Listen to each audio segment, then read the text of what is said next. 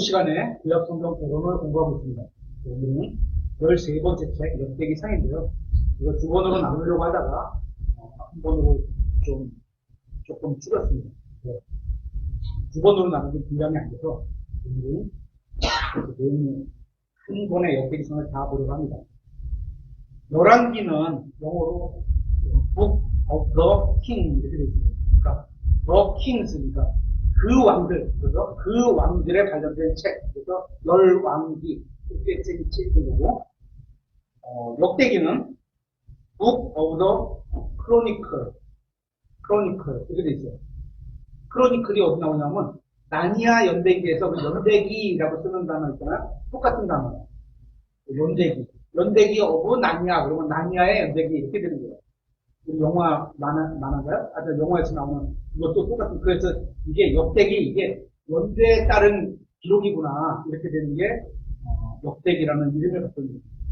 열왕기는 포로기 전에 기록되었고 역대기는 포로기 이후에 기록되었습니다. 열왕기는 인간의 통치를 보여주고 역대기는 그 위에 있는 하나님의 통치를 보여줍니다. 또한 열왕기는 예언자들의 관점으로 역사를 기록했고, 그러니까 사람이죠. 기록했고, 역대기는 제사장, 하나님의 관점으로 사건을 바라보고 기록하고 있습니다. 그래서 역대기를 공부하면 하나님의 관점에서 왕들의 역사를 볼 수 있는 겁니다. 내용이 똑같은데 왜 두 권으로 쓰셨을까? 이런 의미를 가질 수도 있잖아요. 역대기는 상하 두 권으로 이스라엘 역사를 기록하고 있는데, 상해는 다윗까지의 역사를 다루고 있고, 그러니까 사무엘 상이 그 역대기 상에 관련된 거고, 또 역대기 하는 솔로몬 왕으로부터 유대 왕국이 멸망하기까지를 기록하고 있습니다. 그래서 사무엘기와 역대기 상이 비슷한 연대를 기록하고 있는데, 이 책에는 공통적인 내용들도 있고 또 서로 기록되지 않은 다른 내용들도 표현이 있습니다. 예를 들어 사무엘기 상 31장에는 블레셋 사람들이 사울을 죽였다고 이렇게 기록하고 있는데, 역대기상 10장 1절부터 14절에는 주님께서 그를 죽이셨다는 사실과 그 이유를 말씀하셨습니다. 한번 찾아보겠습니다. 역대기상 10장 13절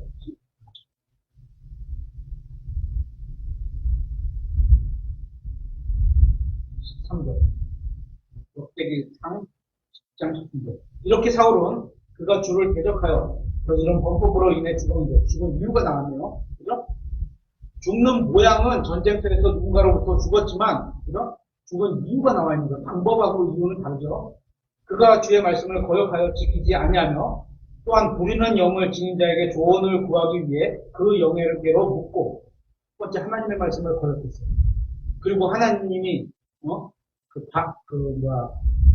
가지 말라고 하는 부리는 영을 찾아서 조언을 구했어요. 14절 주께 여쭙지 아니하였습니다. 하나님께는 물어보지도 않았어.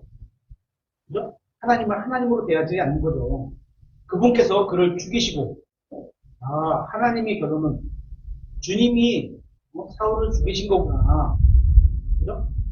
왕국을 이새의 아들 다윗에게로 돌리셨더라. 돌리셨다가 영어로 턴, 좌회전, 우회전 이렇게 돌린다는 거잖아요.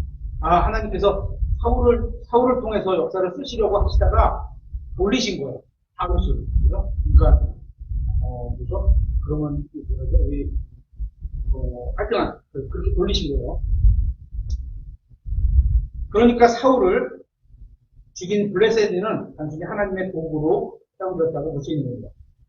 사무엘기에서는 오직 한 장에서만 지몬계가 기브아에서 예루살렘으로 옮겨진 이야기가 기록되어 있는데, 사무엘기 하 6장에. 하지만 역대기에서는 3장에 걸쳐서 이 사건을 다루고 있습니다. 그러니까 사람이 봤을 때는 그 괴가 그냥 움직여지는 게 한 장이면 돼 이렇게 생각할 수 있는데, 하나님은 3장 동안에 움직여지는 게 거기 하나님의 임재가 있는 곳이잖아요. 괴가. 그래서 공연의 자리가 있는 곳에 다루고 있으며 주님께서 왜 이스라엘을 죽이셨는지도 알려주고 있습니다. 히스기야의 통치 아래에 있던 부흥에 대해 기록된 열왕기에는 3구절로만 되어 있는데, 히스기야는 3구절에 걸쳐서 통치가 이렇게 되어 있다. 그런데 역대기에는 3장에 걸쳐서 기록이 나오고 있습니다. 그러니까 사람이 볼 때하고 하나님 보실 때 그 히스기야가 역사가 다른 거예요. 그냥 사람이 봤을 때는 한 왕이고 선했어 이러면 되는데 하나님 보실 때는 3장에 걸쳐서 그의 일대를 쏟아붓는 거예요. 다윗이 한 고백은 역대기상 15장 2절과 3절 두 군데 나오는데 다른 역사서에는 또 나오지 않고 있습니다. 반대로 사무엘기하 11장 12장에는 다윗이 간음죄에 대한 상세하게 기록되어 있지만 역대기에서는 나오지 않습니다. 하나님께서는 다윗의 죄를 안 보시는 거예요. 지우셨다, 덮으셨다, 어떤 표현인지 하나님께서는 기록을 안 하시는 거예요. 하나님께서 그의 죄를 용서하신 후에는 그 죄가 사라졌기 때문일 겁니다. 엘리야와 엘리사는 11개의 큰 역할을 했습니다. 하지만 역대기에서는 엘리사는 아예 나오지도 않고 엘리야만 한 번 등장할 뿐입니다. 다르죠. 예언자들에게 큰 활약을 했는데도 하나님 보실 때는 그냥 한 도구에 불과한 거죠. 역대기는 거의 유다의 역사만 다루고 있습니다. 이스라엘 역사는 오직 유다의 역사를 이해하는데 필요한 때만 잠깐 언급을 합니다. 게다가 유다 지파의 역사도 오직 다윗의 가문에만 초점을 맞춰서 기록되고 있습니다. 다른 문제는 다윗의 가문에 영향을 끼치는 사건에 한해서만 다루고 있을 뿐입니다. 역대기의 이야기는 성전을 중심으로 이루어집니다. 그래서 다윗의 통치 기간과 관련해서 성전 건축을 위해 준비하는 것이 중요한 문제로 기록되어 있습니다. 솔로몬의 통치 기간 중 중요한 문제도 역시 성전 건축에 관한 것으로 기록되어 있습니다. 역대기상은 1장이 족보로 시작됩니다. 이 족보는 다윗까지 거슬러 올라갔다가 다시 그의 후손으로 내려갑니다. 족보가 끝난 후에는 다윗의 시대를 다루고 특히 그의 영적인 면을 보여주고 있습니다. 히브리어 성경에는 역대기가 열왕기 뒤에 오지만 성경의 맨 뒤에 가게 되겠죠. 역대기가 이쪽 오지만 구약 성경의 마지막 부분에 위치해 있으면서 결론의 역할을 합니다. 역대기가 히브리 성경에는 지금 우리 킹제임스 성경하고 순서가 달라요. 그래서 역대기가 제일 끝에 있고 그 앞에 대원자들이 또 있는 거죠. 역대기는 왕국의 몰락으로 끝이 납니다. 그래서 이제 왕이 오셔야 되는 거죠. 그래서 마태복음으로 연결될 수가 있는 거예요. 다윗의 후손이 되고 역대기는 이스라엘이 망한 후에 기록되었습니다. 그래서 포로기와 회복기의 관점으로 뒤를 돌아보며 기록되었습니다. 신약 성경의 관점에서 본다면 역대기의 조건은 마태복음의 조건, 예수 그리스도잖아요. 거기랑 연결되는 걸로 보입니다. 역대기는 첫 아담에서 시작해서 마지막 아담으로 인도합니다. 역대기는 유다 왕국을 다루는데 이는 예수 그리스도께서 유다 지파의 가문이기 때문에 가문으로 이 세상에 오셨기 때문입니다. 역대기는 도덕적인 관점에서 역사를 보고 있습니다. 또한 하나님의 심판과 긍휼이 강조되고 있습니다. 또 역대기는 군사 작전도 기록되어 있지만 동시에 레위인들의 제사장직 기능도 기록되고 있습니다. 제사장이 구약에 이제 레위인들만 할 수 있는데 이 제사장이라는 그 단어를 같이 다니는 단어가 직무예요. 직무, 오피스 이렇게 되죠. 사물을 보는 사람, 공무원 이런 단어죠. 근데 신약 성경에서도 구원받은 모든 성도를 제사장이라고 하잖아요. 그러니까 모든 사람이 주님을 섬기는 사무원이라고 부르는 공무원이라고 부르는 거예요. 사무엘기는 인간 정보의 관점으로 기록되었고 열왕기는 연대기적으로 왕들의 소개를 하고 있습니다. 또 역대기는 도덕적인 관점으로 기록되어 있습니다.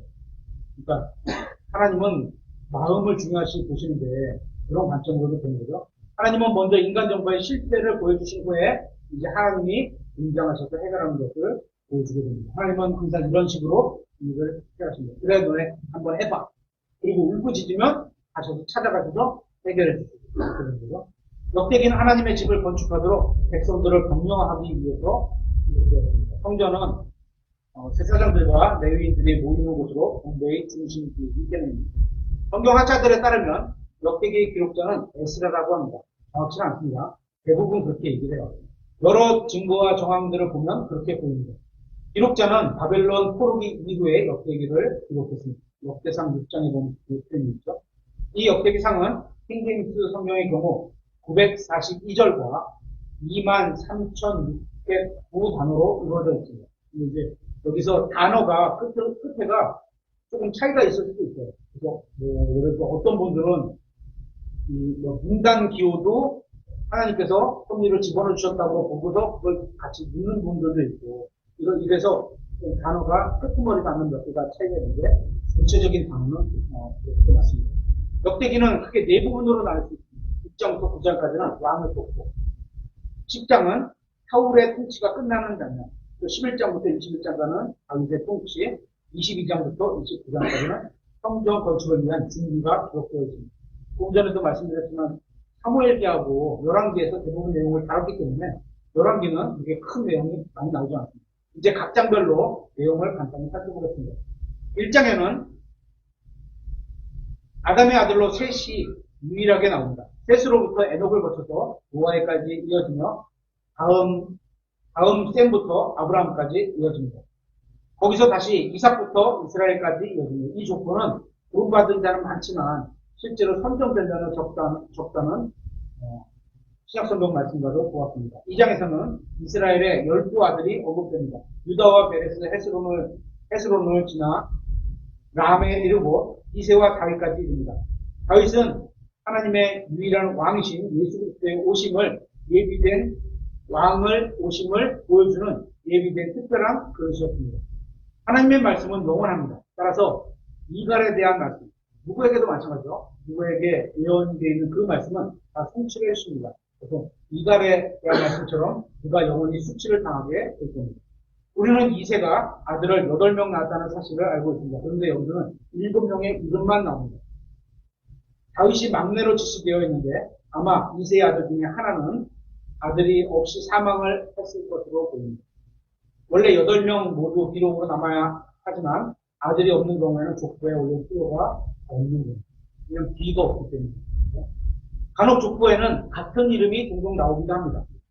그래서 마태복음 예수님의 족보를 보면 어떤 여인의 이름이 구약성경에 나오는 여인과 다른 사람일 수도 있다 이렇게 주장하시는 분들도 있고 그런 주장이 실제로 이렇게 성경 역사가들을 연구해 보면 차이가 200년에서 한 300년이 납니다. 이게 같은 사람일 수 있느냐 이런데 또 대부분의 신학자들은 같은 사람으로 그냥 인정하고 가요.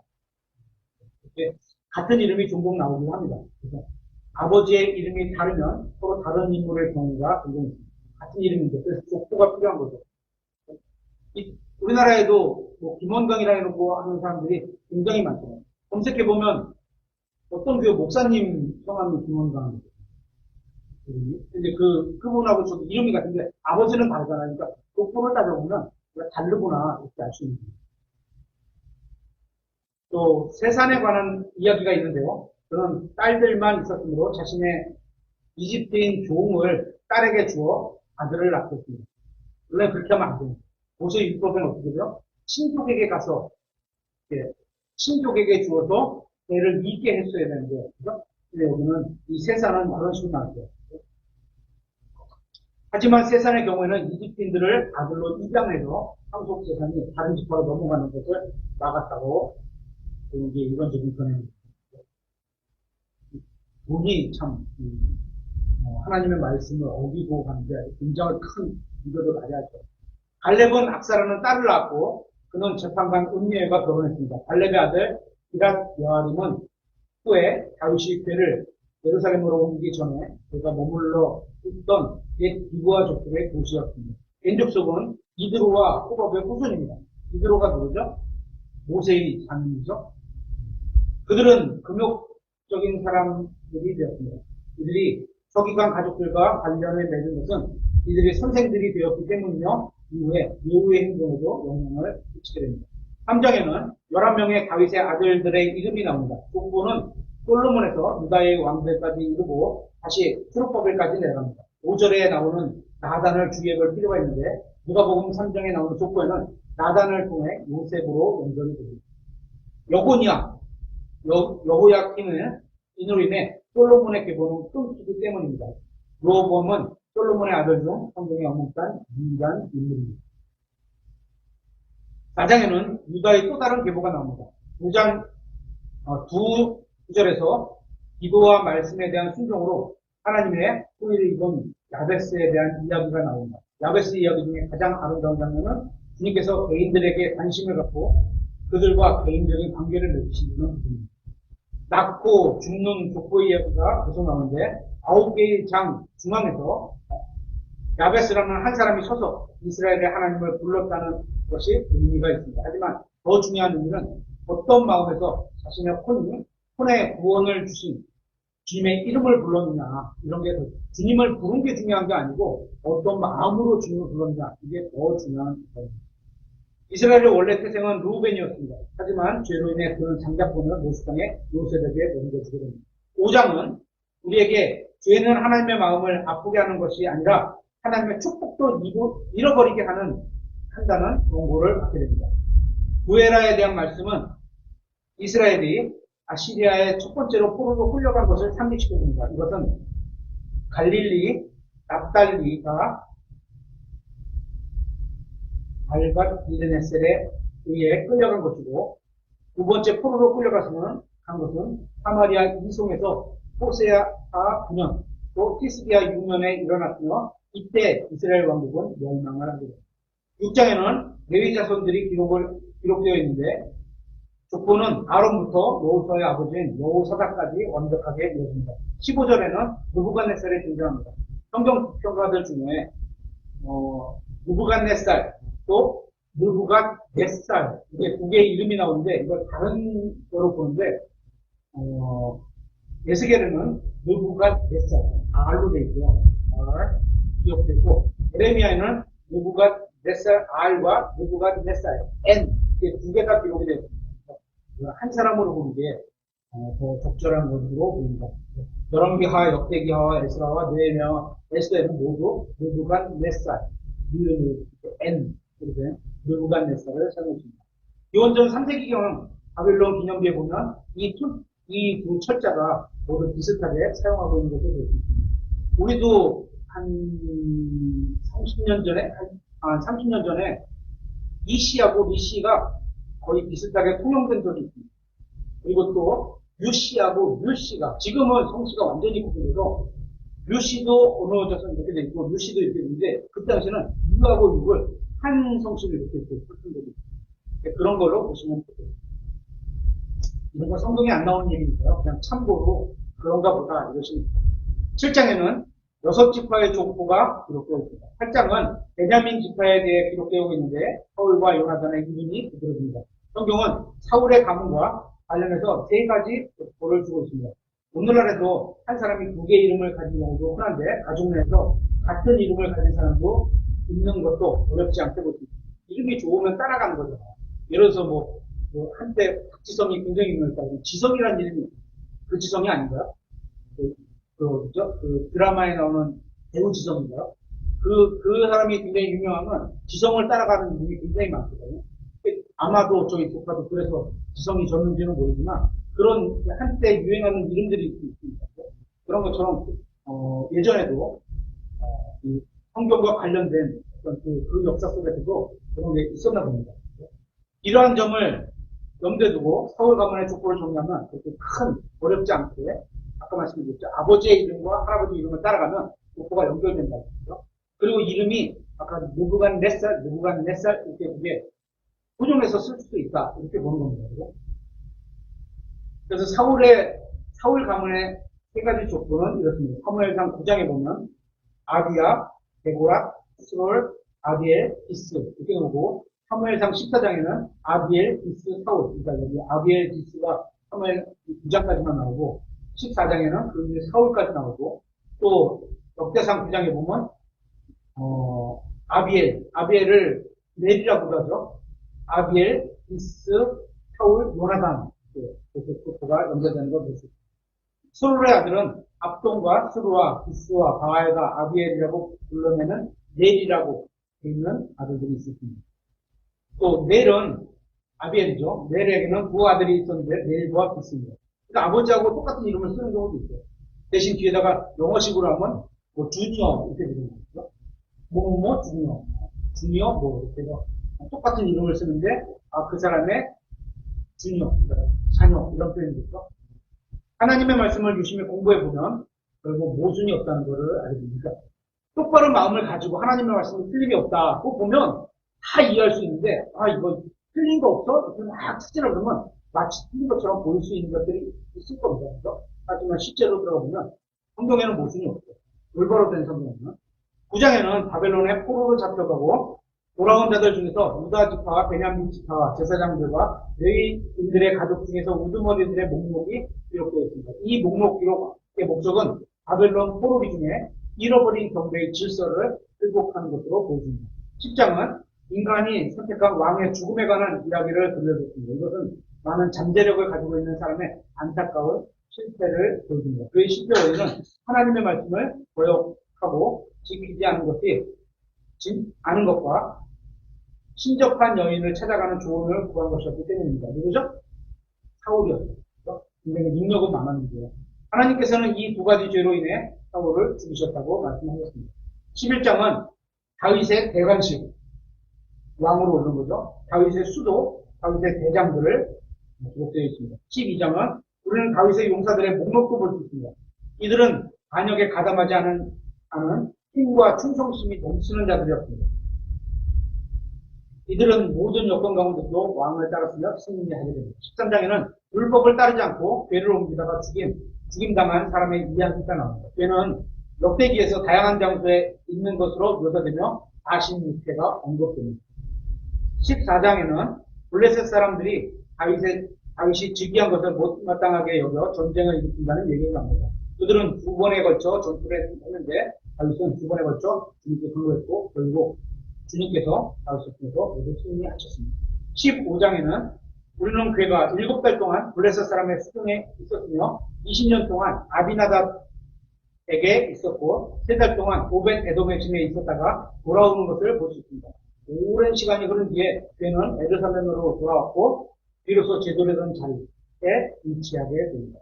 16장에서는 괴가 제대로 된 방식으로 운반되어야 하고 있어야 할 곳에 놓이자 큰 기쁨이 있음을 보여줍니다. 숙련된 음악가의 찬양의 노래를 불렀습니다. 다윗도 그 중에 하나죠. 이들의 찬양은 세계의 10편에 기록되어 있습니다. 10편 105편 8절부터 22절, 10편 96편 23편 24절, 33절, 10편 106편 34, 36절에 기록되어 있습니다. 다윗은 나단에게 하나님을 위해 아름다운 전을 건축하고 싶다고 했지만 주님께서는 나단에게 허락하지 않겠다고 말씀하셨습니다. 근데 이거를 이제 다윗이 받아들였다는 것도 참 멋있는 거예요. 할 수 있는데 왜 안 해? 이렇게 해버리면 그 하나님의 뜻에 어긋나는 건데, 그렇죠? 하나님께서는 3가지 이유로 인해 다윗이 성전 짓는 것을 금지하셨습니다. 이런 건 우리가 참고할 필요가 있어요. 주님께서 성전을 지으라고 말씀하시지 않았다는 거예요. 그래서 안 됐고, 성전을 지을 적절한 시기가 아니었습니다. 왜냐면 아직 왕국이 든든하게 서질 못했어요. 다윗을 통해서는 막 왔다 갔다 하고 전쟁이 계속 일어나는 거죠. 3번째, 다윗은 성전을 지을 적절한 인물도 아니었습니다. 피를 너무 많이 흘렸어요. 다윗은 하나님의 뜻에 순종하여 자신의 아들이 성전을 지을 수 있도록 재료를 모으는 일을 했습니다. 이러한 일은 다윗의 마음을 잘 보여줍니다. 내가 못하지만 하나님께서 성취하시기 위해서 나는 그 쓰는 도구로 쓰이겠다. 그 재료를 준비해야겠다. 이런 마음을 보여줘요.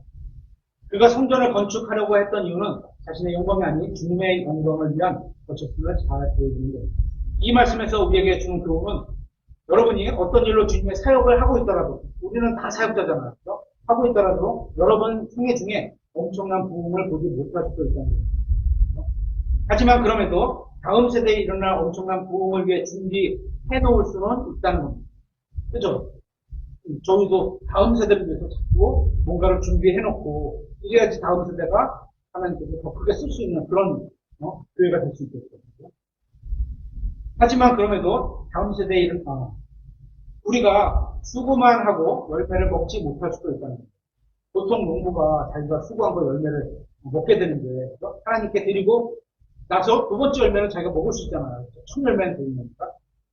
하지만 누군가는 우리의 수고로 인해서 열매를 먹게 될 수 있다는 거에 기쁨을 얻을 수 있습니다. 그것도 기쁨으로 받아들여야 한 겁니다. 이게 다윗과 같은 마음으로 가진 사역자라고 할 겁니다. 하나님의 집에 대해 잠시 생각해 보겠습니다. 이스라엘이 노예가 되었을 때 하나님께서는 그들의 구출자가 되셨습니다. 이스라엘이 광야에서 천막을 치고 살았을 때도 하나님께서는 그들 가운데 있었습니다. 따뜻한 데 있어서 그래 너네 내가 지어줄게 이런 게 아니에요. 하나님도 그 안에서 항상 거기 임재해서 같이 가고 같이 움직이고 계셨습니다. 이스라엘 전쟁을 치를 때도 하나님께서는 군대의 대장이 되셨습니다. 나를 따르라 이런 거죠. 그래서 내가 그런 길로 가면 이런 대장이신 거죠. 이스라엘이 평화롭게 정착했을 때 하나님께서 영광 중에 성전에 거하시게 된 걸 볼 수 있습니다. 우리는 여자에게서 태어났기에 그리스도께서도 우리가 여자에게서 태어났기에 그리스도께서도 여자에게 태어나셨습니다. 사람의 아들이라는 거죠. 자신의 백성이 율법 아래 있을 때 주님께서는 율법 아래에서 태어나셨습니다. 똑같은 거예요. 그 시대에 주님은 믿는 자들 안에 거하시고 동시에 하나님의 오른편에 앉아계십니다. 지금 예수님께서 계시는 곳이 하나님은 무소부지하시니까 어디나 계시지만 기록된 걸로 보면 하나님의 오른쪽에 앉아 계시고 또 우리 안에 와 계시고 이렇게 우리가 보셔도 되겠습니다. 천년왕국이 되면 그 그리스도 또 이스라엘과 교회는 모두 함께 땅 위에 거할 겁니다. 18장에서 19장은 다윗의 통치기간 중에 최전성기였습니다. 그는 완벽하게 승리했고 시리아인들을 완전히 몰아냈습니다. 왕국의 경계도 모두 안전했고 다윗은 의욕을 늘리며 아들이 성전을 건축할 수 있도록 보물을 모으기 시작합니다. 20장은 1절에서 다윗은 예루살렘에 머물렀다 이렇게 말씀하셨는데 이거 지난번에 한번 설교했었죠. 이것은 역대기에 나타난 다윗의 끔찍한 범죄를 대한 진술의 전부입니다. 왜 문제가 돼요? 왕이 있어야 할 거죠. 있어야 할 때 복이 없었던 거죠. 믿음의 사람에게 있어서 가장 위험한 순간은 전투가 벌어졌을 때 원수와 맞서 싸우지 않고 가만히 머물러 있는 거예요. 서 있게 힘들죠. 전쟁터에 나가면요 앉아있는 게 힘들 수도 있어요. 아니 앉아있는 게 육시적으로 힘들다는 거죠. 나가서 싸우는 게 편할 때도 있어요. 가만히 있으면 언제 어디서 투타에 나올지 모르니까. 영적 전쟁에서는 자신이 맡은 임무를 갖고 가만히 있는 것보다 더 위험한 일이 없다는 것을 우리에게 보여줍니다. 다윗이 지은 또 다른 죄는 21장에 기록되어 있습니다. 한번 찾아보겠습니다. 역대상 21장 1절.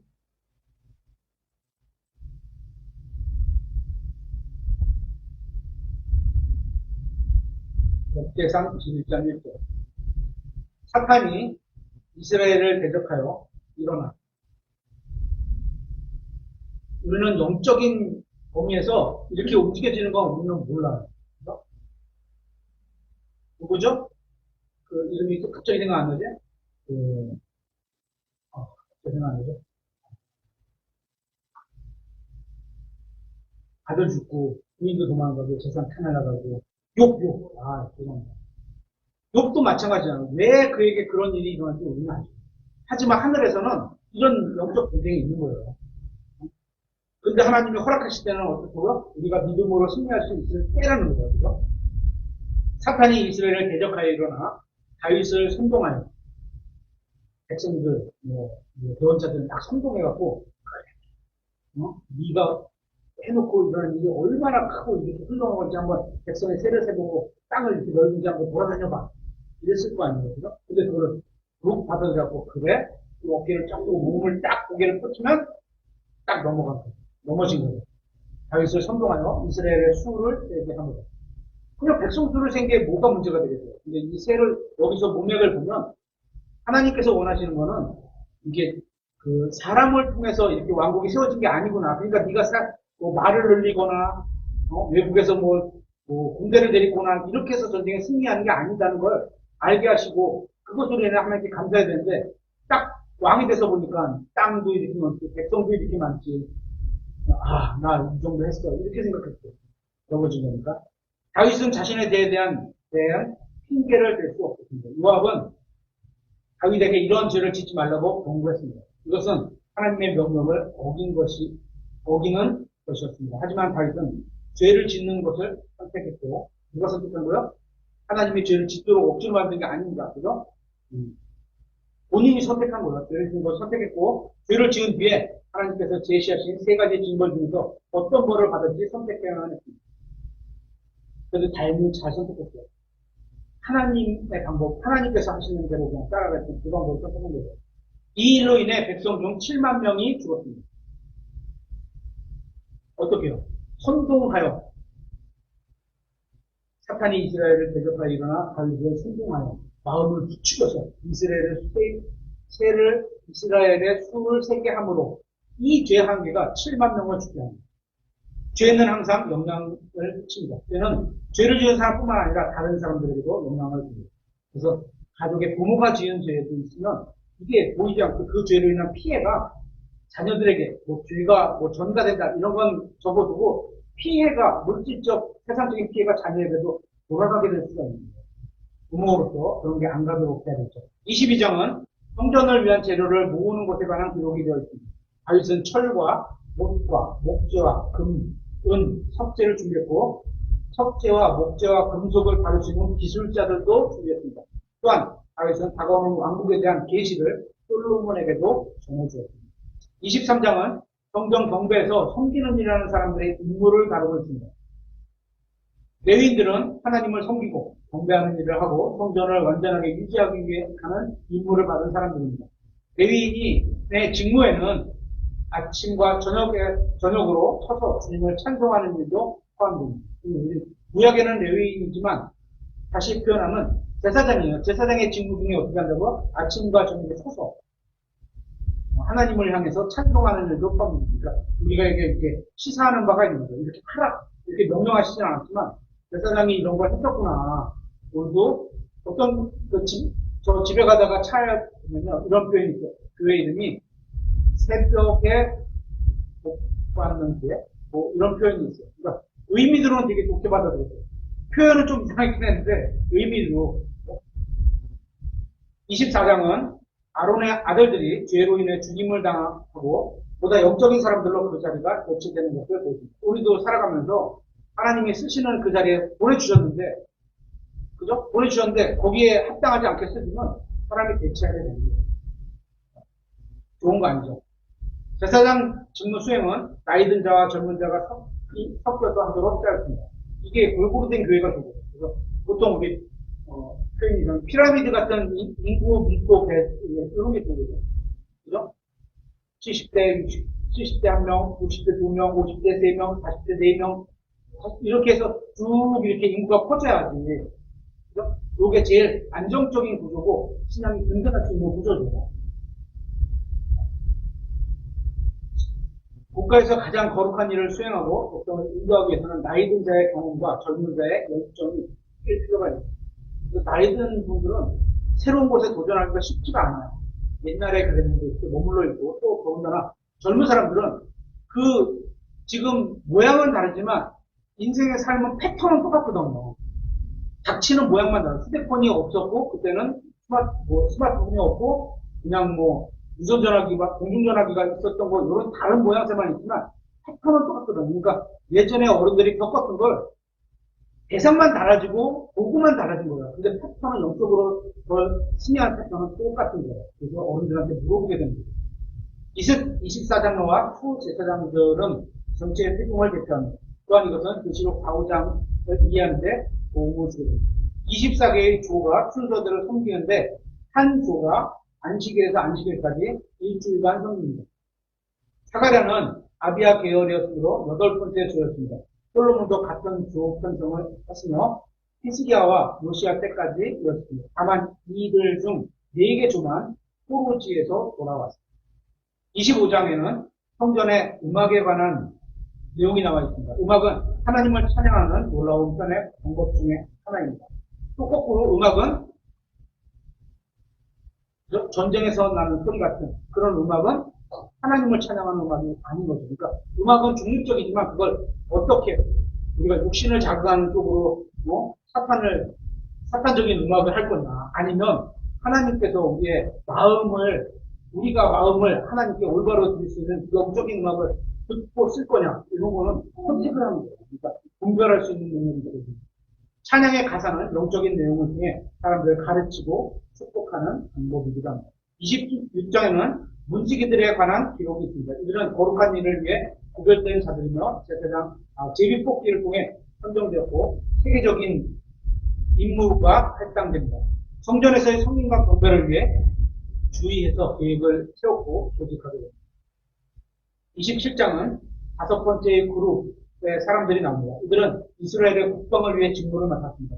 군대의 병사들은 20세 이상의 남성들로 이루어졌습니다. 이들은 각 부대당 24,000명으로 이루어진 12개의 부대로 조직되었습니다. 각 부대는 감독관의 지휘 아래 한 달 동안 왕을 섬겼습니다. 또한 왕의 보고를 맡은 자들도 선정되었습니다. 보고는 창고라는 거죠. 창고. 28장에는 다윗의 마지막 말이 기록되어 있습니다. 그는 가장 먼저 하나님께서 통치하신다는 사실을 상기시켰고 솔로몬에게 주님을 신뢰하도록 당부하고 있습니다. 이제 아들에게 줄 수 있는 최고의 요원인 거죠. 하나님의 말씀을 믿고 따라가라. 그는 하나님의 집을 건축하기 위한 준비가 완료되었음을 만족했고 솔로몬에게 위대한 임무를 맡기게 됩니다. 다윗은 자신의 보물을 하나님의 집에 드리는 것으로 생명을 마칩니다. 그는 마지막으로 시편을 노래했습니다. 그는 하나님의 뛰어나심을 찬양하고 그분의 왕자와 왕국을 인정하는 것으로 노래를 시작합니다. 그런 후에 주님께로부터 모든 부와 존귀가 나와서 인간이 그것들을 소유하고 있다고 선언하게 됩니다. 모든 부와 존귀가 하나님으로부터 온다. 시편에 읽으면 많잖아요. 역대기상의 마지막 부분은 다윗에 관해 다음과 같이 진술하고 있습니다. 마지막 절입니다. 찾아보겠습니다. 역대기상 29장 28절.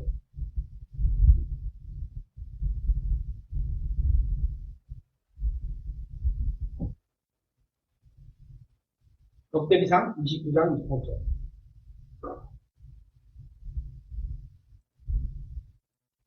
끝이죠. 다윗이 죽는 겁니다. 그가 나이 많아 날들을 채우고 부유하게 지내며 하나님께서 부유하게 하신 거죠. 존귀를 누리다가 죽으며 하나님께서 존귀를 주셨기 때문에 또 존귀를 누리다가 죽었죠. 하지만 그의 삶을 쭉 보면 평탄하지만은 그의 아들 솔로몬이 그를 대신하여 통치하는 이렇게 해서 역대기상 5를 마치도록 하겠습니다.